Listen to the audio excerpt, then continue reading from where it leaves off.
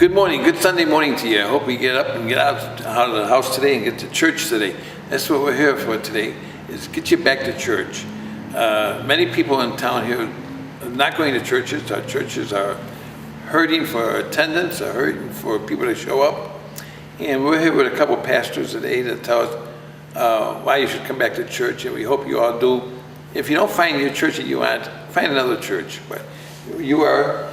My name is Sue Detterman. I'm the pastor at Community Congregational Church here in Villa Park. Okay, and you are? I'm Sam Fuson, and I'm with the Christian Church Disciples of Christ of Villa Park on Reardon and South Villa. And the people who are watching this morning, this Sunday morning, if they want to come to church today, what time is your service? Our service is at 10:30 for worship and 9:15 for adult study. Okay, and your service? Our service is at 10:15, and at the same time we have children's learning community for preschool through middle school, and then youth addict time for high school youth. And we're sitting here at Grace Church today, and their service is at 10:30 on Sunday.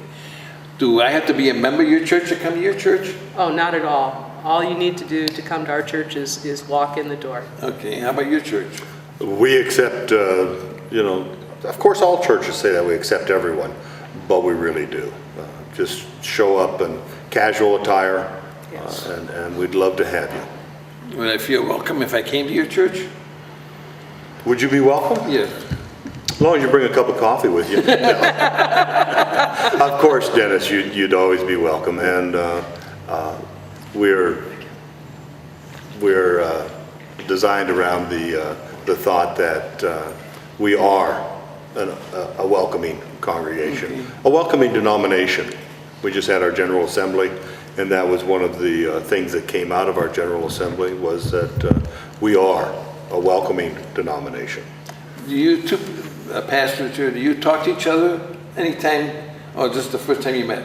This is the first time we've met. First time we've met, and yet our congregations are yoked. The United Church of Christ and the Christian Church Disciples of Christ have been in talks, in work together for, well, I know since the 70s. One of the questions I have is, why are the churches in Villa Park, let's just say Villa Park, not working together closely to get people to come back? We were trying this for the first time. Yeah, and this is exciting what you're doing. And we're trying to do something like that. But I mean, I just don't, why am I not going to church? Why the average person, I'll ask you, Sue. Why is the average person not going to church anymore like they used to? I think there are several reasons, Dennis. I mean, I think there are overcrowded schedules. I think that that folks find Sunday morning as a time to get chores done, or a time to sit and relax for maybe the first time all week. And other reasons is that there's not an automatic connect with the church that I think there used to be. And so I think churches need to talk with folks, and this program is a wonderful way to do that, about what it is that we can offer. Okay. Why do you think? Well, I agree fully with Sue.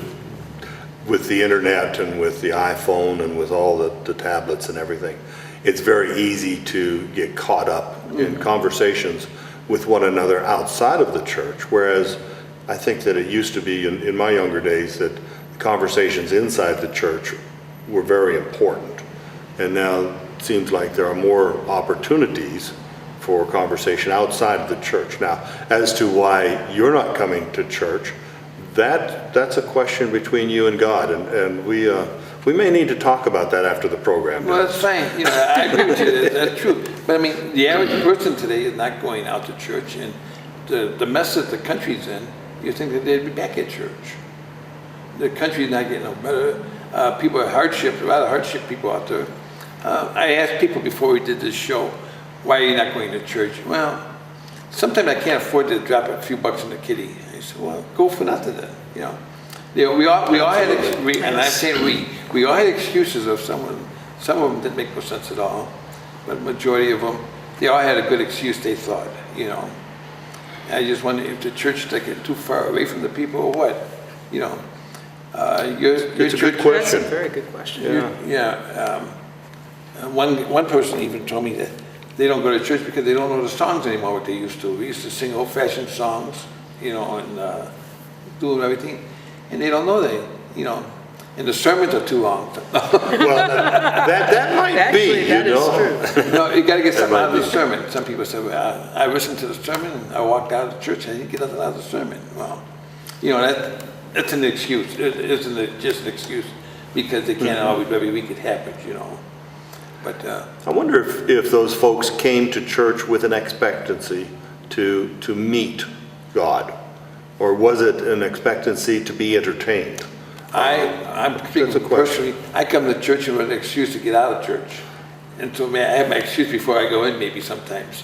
But I don't think it's, but I say the people have to come back to church. They got to come back to God in any way you think about it. How do we do it?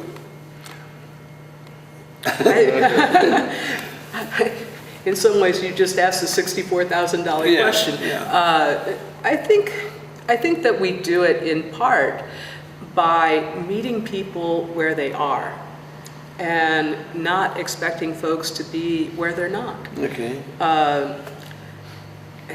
I think that in particularly the 1960s and 70s, we got to be very comfortable. We assumed that people knew things like the Lord's Prayer. They knew the doxology, and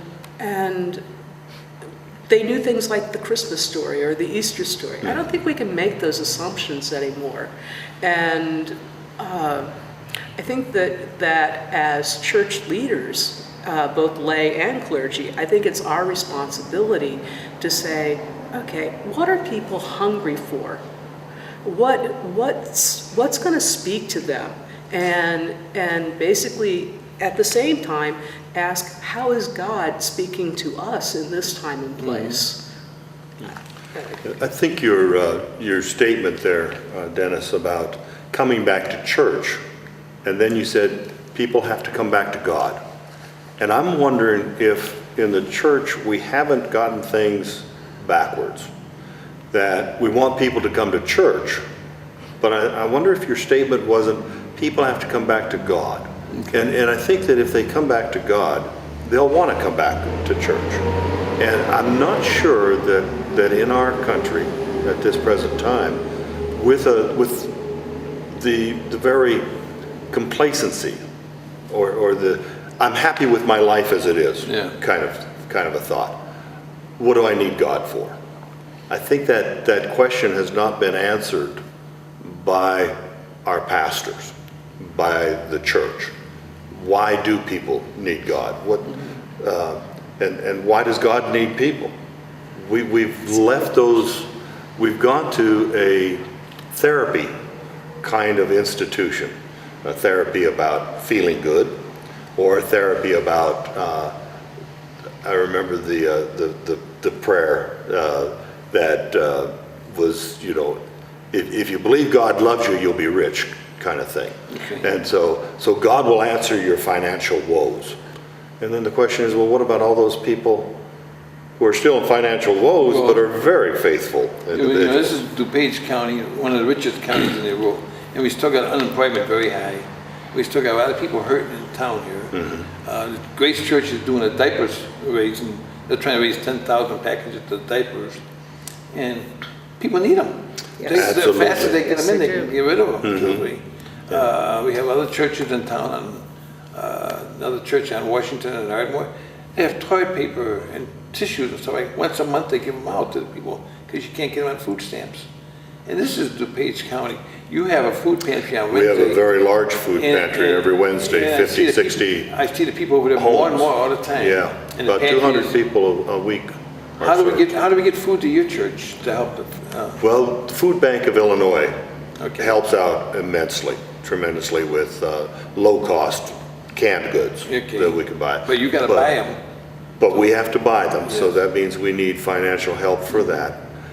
But for around $5,000 worth of canned goods, we only pay $1,500.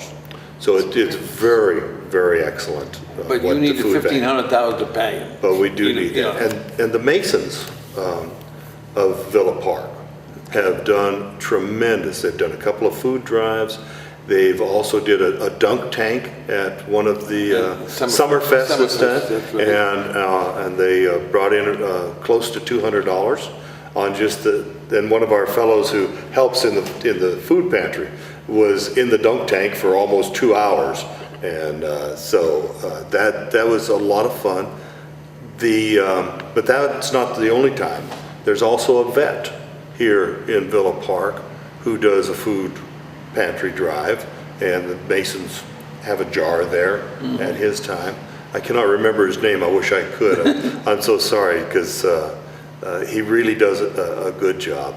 Then the post office does 2 food drives a year They pick them up for at the us, and so we just, oh my gosh, we're inundated when the post office brings that stuff in. We had to take up a whole new room just to put all the food in there from the post office. Yeah. So our mailmen and mailwomen are just doing an excellent job on that respect. Okay. We'll keep everything now. We're going to take a short break here, and we'll come back and ask a few more questions. And Okay. Take the.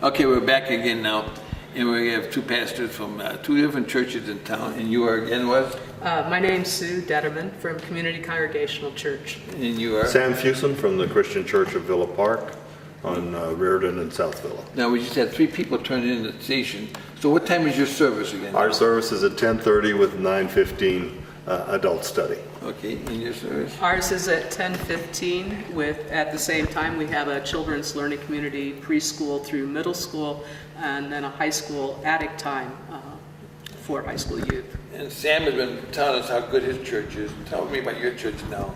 How good is your church? I think Sam was talking about what we do that's visible to the community and how we serve the community. I think one of the things that folks from Villa Park come to our church most often for would be our clothes closet. You spoke of it earlier, Dennis. There's a great need within the Villa Park Lombard area, and it's for food. It's also for clothing. Our clothes closet has clothing for children and adults as well, and folks can come the first, third, and fourth Tuesday of the month from 9:30 in the morning till 11:30 in the morning, and they can walk in. They can fill up a trash bag with the clothing that their children, their other people living in their home need, and they can come once a month and get what they're going to use. The other thing that we offer, thanks to our members, is we offer shoe cards, and basically that's a gift card for Payless shoes. And once a year you can get a shoe card for each one of your children, so that you can go in and we can help buy a pair of shoes. It used to be back in the day that we could afford to actually pay for a pair of shoes for each child. Now we give out a $10 gift card to help defray the costs. Do you know that in Canada they still give out shoe money? Do they really? The government does? Yes, it does. Wow. They've been doing it for about 40 years now. Wow. Yeah. I didn't know that. Yeah. You work with other organizations. You also mentioned the church in Lombard. Yes. Community Congregational Church supports Outreach House in Lombard, which is connected with the First United Church of Christ in Lombard. They also have a food pantry, and for many years we've been supporting that with non-perishable food items. We also collect I guess it would be immediate items that meet the immediate needs of infant and toddlers. They have a program called First Things First. And so if a family needs diapers or formula, those kinds of things, they can go to Outreach House. And so we work very hard to try and support that ministry as well. Is your church going to have a nativity scene outside again this Christmas this year? I don't know if we're going to have that or not this year. We are going to have one here at Grace Church. It's going to be December 12th. One night. It's going to be live animals. Wonderful. Yes, it is. Oh, that's fantastic. Yes. First time they ever doing it here. We are having a Blessing of the Animals service that's going to be outside in a couple weeks. You have your veterinarian come over to you too. Well, I hope that they will be there. That's a wonderful service. It is. Participated in that in past years. We're not going to do that, but we are going to have a concert with 6 or 7 different groups. And you'd mentioned earlier about folks not recognizing the music in the church anymore. And this is not the church of your fathers. The church But it's today. not the church of my kids either. My kids are not going to church either. Yeah, and Not my kids, but I mean the kids in general. a lot of children are, but a lot of children are not. Yeah. That's true. And that again is that process of too many other things get in the way, too many other things to do. But I think that if you're looking for an experience with the Lord, then church is where you're going to get just one portion of that experience. But it's a place to come to begin to search for your own meaning in life. And as you've heard Sue and myself mention, we have opportunities for you to help others as you search for that meaning. And there's a wonderful book out, of course it's a textbook, called Faith Seeking Understanding. And if you're seeking an understanding of your own place in this world that might be different from just getting up at 5 o'clock in the morning, getting to work by 7 and coming home at 5, and maybe going to the gym for an hour or so, and maybe getting up on Sunday morning at 9:30 and mowing the grass, then the church can help you seek. We can't give you all the answers. I'm typical, and I think I use every excuse in the book, cop out, not to go to church. And it's just an excuse. And I'm the one of them that's got the biggest excuse of all. I don't want to go, and I don't do this. But I think that people have to understand, if they don't get back to church and get back to God, if you want to say it that way, it's not going to get no better for us. We are, got something because we're here, I'm not people say, well, you don't go to church, are you a Christian? I'm still a Christian, and I still believe in God and everything else, but I'm just, must have gave up something how do I change my convictions, inside to make me get there from church? That's your job, as a pastor, that's your job, not about you, it's about people who are not here, and we all have excuses. So people out there on television, we just tell you, this Sunday morning, get up, go to church. Not just their church, but every church in town. Many years ago, we had more churches in town than taverns and bars. Now it's the other way around. Got to get back to churches. Well, Sue, he asked you a question. How are you going to answer that? How are you going to get him into church? How am I going to get him into church? Yeah.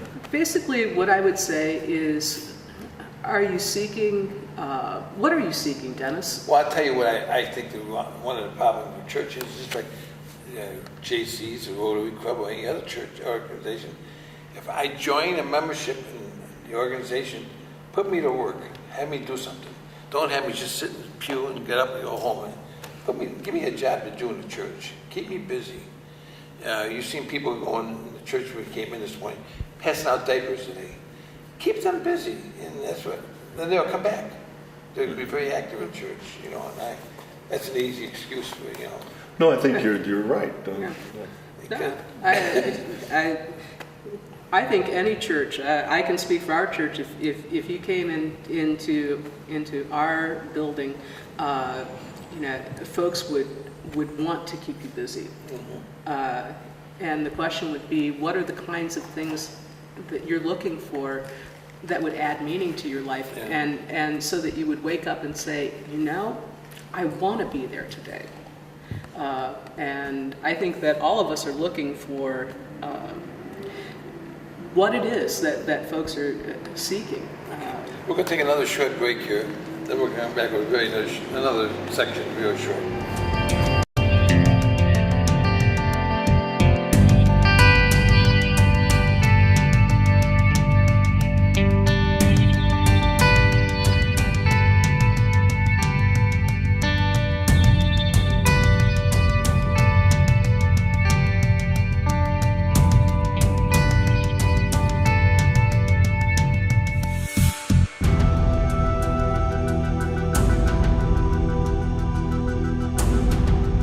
Well, we're back again, and this is the final segment of the show. We asked you about your churches, we asked you everything. Now we want to pack the churches again. We want people to come in, tell the people that come to church on Sunday, not just your churches, but all the churches in Villa Park. We have many, many fine churches in town, and a lot of good people in town doing this. Mm-hmm. And we wanted to get them to come back in. So we wanted to ask the people, if they have questions, can they call you? Absolutely. You want to give a church phone number out? Please, yes, our phone number is 630-833-7262. And just a short description, what is your church all about? I mean, now, the name and all, means nothing to me, truthfully. That's true. The Christian Church Disciples of Christ is not one of your larger denominations in the nation, but yet we are, I think, one of the best denominations. Of course, I'm one of the pastors, so I get paid to say that. Okay. But I think if you come to our congregation, you're going to find that you can enter into worship with us without checking your mind at the door. We welcome different people's thoughts. We welcome people's opinions. In fact, we are, above all, the church that believes that your opinion is important, but unity and love are there. Sue, what about your church? What is your church all about? Community Congregational Church is part of the United Church of Christ, and I think it's interesting that the pastors that are here today are part of two of the smallest denominations in the United States. But like Sam's denomination, the United Church of Christ is definitely, and Community Congregational Church is definitely a place where you don't have to check your mind at the door. And we too offer and welcome a variety of opinions, a diversity of people. We would like to have more diversity. Yes. And you want me to come and argue? No. Oh, absolutely. We love that. No. What time is your services on Sunday again? Our services are at 10:15. And where is your church at? We're on the corner of Cornell and Highland. Is that big church? It's that big church right on the corner. Okay. And your church? We're at South Villa in Reardon. Okay. And we have a beautiful sanctuary, but I think that the heart of the people is what keeps it beautiful. And I think that every congregation has that heart. And if you're looking for a reason to come back to church, I think you need to look first in your heart and see if it needs to connect with someone else's heart. Because I think that's the way God works, is through the people. Yes. When you're looking for, if you're sick or you're just needing someone to listen, it's not only the pastor who will come visit and who will listen. It's that person sitting next to the pew in which you see the face of Jesus. I think we all need fellowship today, and we're not getting it on the outside, and we're not getting it on the internet. No, we're not getting it on television. We are getting it through cable, I hope. But we want to say thank you to both of you and for showing up today and sitting and giving us a half hour of your time, an hour of your time. And we have two other people here. Al Sash is on camera, and Brian Kevin is helping us out today too. We want to thank both of you. Thank you very much. Thank you, Dennis, for inviting us. If you're looking for a place to come, you need a job to do, we got one for you. Yeah. Go back to church, folks, and even if you just go back 1 to 2 times and try it again, you may catch on. So we need you to go back to church on Sunday. It's coming up. I think Al's going to put a picture of the back to church poster on when he gets a chance. But it's, nationwide, we're doing nationwide back to church Sundays. So thank you very much for all your time. Thank you. Thank you God very bless. much. Okay.